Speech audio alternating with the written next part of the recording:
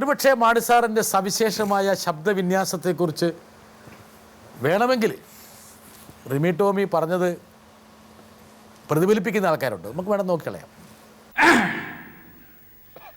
ഈ കഴിഞ്ഞ ബഡ്ജറ്റില് മാണി സാറെല്ലാം പാലായി കൊണ്ടുപോയി എന്ന് പറഞ്ഞു. നിങ്ങളൊന്ന് ആലോചിച്ച് നോക്കിയാൽ ഞാൻ എന്നതാ പാലായി കൊണ്ടുപോയി. ഇത്രയ്ക്ക് വികസനമുള്ളൊരു നാടുണ്ടോ പാല? ഇന്നിപ്പോ കേരളത്തിന്റെ ഏറ്റവും വലിയ പ്രശ്നം എന്ന്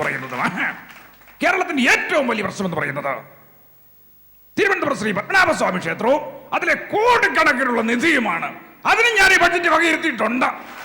തിരുവനന്തപുരം ശ്രീ പത്മനാഭസ്വാമി ക്ഷേത്രവും അതിലെ നിധിയും അതേപടി എടുത്ത് പാലായി കൊണ്ടുപോയി സ്ഥാപിച്ച് ഇതിനൊരു പരിഹാരം കാണുമെന്ന് പറയുന്നു. നിർത്തുന്നു. നന്ദി, നമസ്കാരം.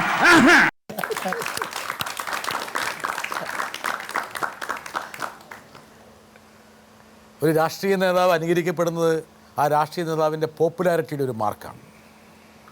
മാണി സാറിനെ ഇങ്ങനെ, പ്രത്യേകിച്ച് പാലക്കാരനാണ്, മാണി സാറിനെ ഇങ്ങനെ അനുകരിക്കുന്നത് കാണുമ്പോൾ മാണി സാറിന് എന്താ തോന്നുക? ഈ ടെലിവിഷനിൽ ഒരുപാട് മിമിക്രി കോമാളികൾ വന്ന് കയറുന്നുണ്ട്. മിമിക്രിയൊക്കെ കാണാൻ നല്ല രസമല്ലേ? മറ്റുള്ളവരെ നമ്മളെപ്പറ്റി എങ്ങനെ ചിന്തിക്കുന്നു, എങ്ങനെ വിലയിരുത്തുന്നുള്ളതിൻ്റെ ഒരു റിഫ്ലക്ഷനാണ്. അതിൽ യാതൊരു വിഷമം തോന്നാറില്ല. നമ്മുടെ ഡ്രോബാക്സ് ഒക്കെ അതിൽ കാണാം. നമ്മൾ വിചാരിക്കും നമ്മൾ വലിയ ആളാണ് എന്നൊക്കെ ഭാവിച്ചല്ലോ നടക്കുന്നത്. നമ്മുടെ പോരായ്മ എന്താണ്, പരിമിതി എന്താണ്, മറ്റുള്ളവരുടെ അതിൽ നിന്ന് നമ്മൾ മനസ്സിലാക്കേണ്ടത്. വളരെ അതിൽ നിന്ന് പോലും ഒരു പാഠം ഉൾക്കൊള്ളാൻ വേണ്ടി മാണി സാർ ശ്രമിക്കുന്നു.